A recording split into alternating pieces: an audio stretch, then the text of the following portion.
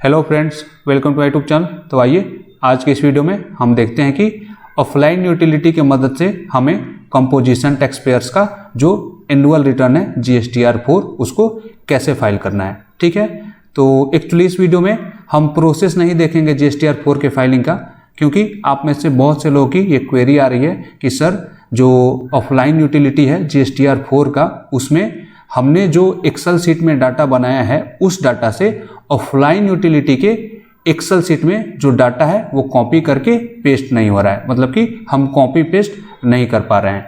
तो एक बार पहले ध्यान से समझिएगा कि परेशानी क्या आ रही है। तो हमारे पास एक्सेल यूटिलिटी है, आते हैं टेबल 4A में। टेबल 4A में हमें जो भी हमने रजिस्टर्ड पर्सन से मतलब कि B2B परचेज किया है बिना RCM वाला, उसका डाटा डालना होता है। तो हमारे पास ये जो पहला कॉलम है वो आ रहा है GST ऑफ सप्लायर, मतलब कि सप्लायर का GST नंबर डालना है। और हमारे पास एक्सेल शीट में डाटा ऑलरेडी बनाया हुआ है, मतलब कि जो भी हमने परचेज किया है B2B बिना RCM वाला, उसका डाटा हमारे पास बना हुआ है। ये मेरा वाला जो डाटा है ये भी रॉ डाटा है, इसको मैंने फाइनल नहीं किया। ठीक है, यहाँ पे आप देख रहे हैं एक रेट वाला डिफरेंट जो एंट्री दिख रहा है, हमें तो चाहिए एक रेट वाला एक ही एंट्री। तो ये डाटा रॉ है। अभी इस वीडियो में मैं आपको बस ये बता रहा हूँ कि हमारे एक्सेल शीट से ऑफलाइन यूटिलिटी के एक्सेल शीट में डाटा को कॉपी पेस्ट कैसे करना है, क्योंकि जब भी हम कॉपी करके पेस्ट कर रहे हैं तो एरर आ रहा है, पेस्ट नहीं हो रहा है। क्या एरर आ रहा है देखिएगा, मैंने GST को Ctrl+C करके कॉपी कर लिया है और आता हूँ इस एक्सेल शीट में और करता हूँ Ctrl+V। देखिएगा ये पेस्ट नहीं हुआ यहाँ पे। इसके साथ ही एक बार हम राइट क्लिक करके भी देखते हैं, पेस्ट करने का ऑप्शन ही नहीं आ रहा है। तो अब तो बहुत परेशानी हो जाएगी, क्योंकि हमने बहुत मेहनत करके इस डाटा को तैयार किया है और अगर यहाँ से हम कॉपी पेस्ट नहीं कर पाएंगे तो फिर ऑफलाइन यूटिलिटी के एक्सेल शीट में भी हमें एक एक करके मैनुअली डाटा डालना पड़ेगा। तो ये तो बहुत परेशानी हो जाएगी। तो हम क्या करें कि हमारा जो डाटा है यहाँ से जैसे हमने बना लिया है पूरा सही तरीके से, तो बस जैसे का तैसा यहाँ पे कॉपी पेस्ट हो जाए। तो देखिए इसके लिए आपको करना क्या है कि सबसे पहले तो आपका ये वाला जो सीट है ये क्लियर बना होना चाहिए। ठीक है, अभी मेरा ये सीट पूरी तरह से बना नहीं है। ठीक है, और इसको भी एक अच्छी तरह से कैसे बनाना है, इसका एक और अच्छा तरीका मैंने, मतलब कि पहले से ज़्यादा अच्छा तरीका मैंने खोज लिया है। पिछले वाले वीडियो में मैंने बताया था कि आपको GST या फिर पार्टी को सिलेक्ट करना है और जो भी रेट वाला आइटम है उसको ऐसे सिलेक्ट करके यहाँ पे सम देख लेना है। तो इससे भी बेस्ट आइडिया है मेरे पास कि कैसे आपका एक फॉर्मूला लगा के ये जो डाटा दिख रहा है किसी एक पार्टी का पूरे साल में 10 बिल, 12 बिल या 15 बिल, तो कैसे वो एक जगह जो है कंसोलिडेट होके आ जाएगा। ठीक है, तो इसको हम अगले वीडियो में देखेंगे। अभी देख रहे हैं कि कॉपी पेस्ट कैसे करना है। तो मान लीजिए कि हमें GST वाले कॉलम से शुरू करना है, तो आपको आना है GST, यहाँ पे करना है इक्वल टू, मतलब कि बराबर का साइन लगा देना है और चले जाना है अपने एक्सेल शीट में और सबसे ऊपर वाला जो आपके पास GST नंबर है इसको सिलेक्ट करके कर देना है इंटर, मतलब कि इंटर दबा देना है। इंटर दबाने के साथ देखिए हमारा जो GST नंबर है वो यहाँ पे आ गया। ठीक है, अब इसको करना क्या है, या तो आप Ctrl+C मतलब कि कॉपी करके और नीचे पेस्ट कर दीजिए, या फिर आप इसको यहाँ से पकड़ के खींच भी सकते थे, मतलब कि ऑटो फिल भी कर सकते थे। लेकिन यहाँ पे क्या हो रहा है कि हमारा सेम डाटा, ठीक है, यही वाला डाटा मतलब कि एक ही GST नंबर बार बार रिपीट हो रहा है, फिर तो गड़बड़ हो गया। इसके नीचे 1ZM वाले के नीचे तो होना चाहिए था ये 1Z7 वाला, उसके नीचे 1ZW वाला, तो ये क्यों नहीं हुआ। तो देखिएगा इसको भी मैं सही करवा रहा हूँ आपसे।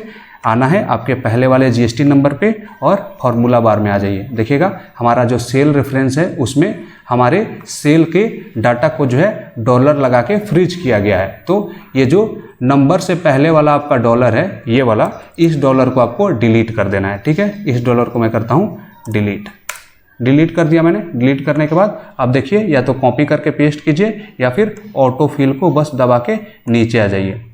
देखिए जैसा हमारे एक्सेल शीट में डाटा है सीरियल वाइज, वैसे ही सीरियल वाइज यहाँ पे भी अब डाटा जो है पेस्ट हो गया है। आप देख रहे हैं 1ZM के बाद 1Z7, फिर 1ZW, फिर 1ZW के बाद यहाँ पे 1ZM, हमारा भी यहाँ पे ऐसे ही है। तो ये तरीका है और ये बिल्कुल सही तरीका है। बहुत लोग ये सोचे होंगे कि यहाँ तो फॉर्मूला पेस्ट हो रहा है तो बाद में दिक्कत नहीं ना होगा।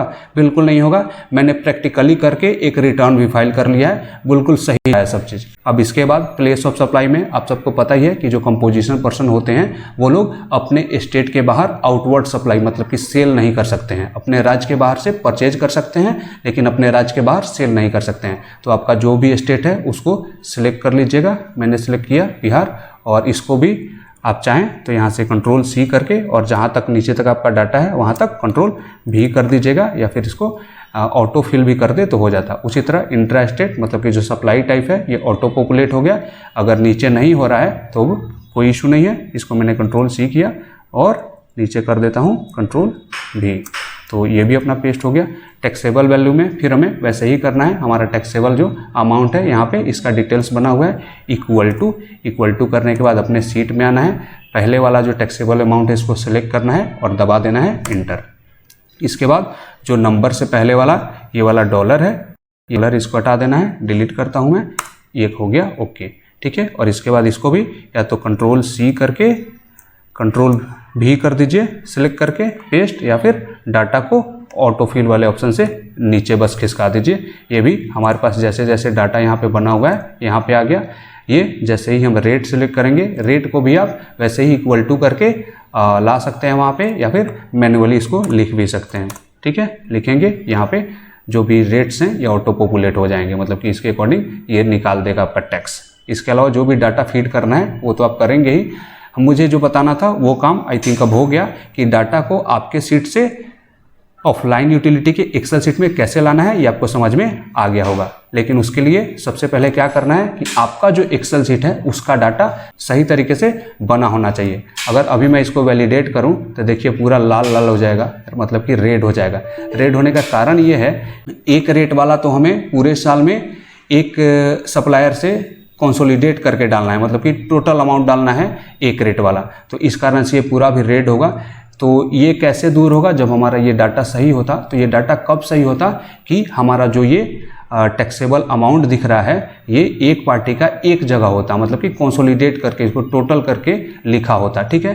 तो इसका भी एक तरीका है, वो मैंने खोज लिया है, और उस डाटा को कैसे तैयार करना है ये मैं अगले वीडियो में आपको बता रहा हूँ। ये जो जितनी सारी एंट्रीज हैं ये एक पार्टी की, एक जीएसटी इनकी सारी कंसोलिडेट होके एक जगह आ जाएगी, ठीक है। और एक जगह करके बस उसके बाद जब हम अपना फॉर्मूला लगाएंगे वो इक्वल टू करके सेलेक्ट करके और डॉलर हटा के, तो सारा डाटा बिल्कुल सही तरीके से हमारे ऑफलाइन यूटिलिटी के एक्सेल शीट में चला जाएगा। बहुत ही कम टाइम में और बहुत ही सरल तरीके से हम अपना जो GSTR 4 है उसको ऑफलाइन यूटिलिटी की मदद से फाइल कर पाएंगे। तो आई थिंक इस वीडियो में जो भी मैंने आपको बातें बताई वो आपको क्लियर हो गई होंगी। तो अगर आपको मेरे वीडियो अच्छा लगा तो उसको लाइक कीजिए, मेरे चैनल को सब्सक्राइब कीजिए। Thank you for watching my video.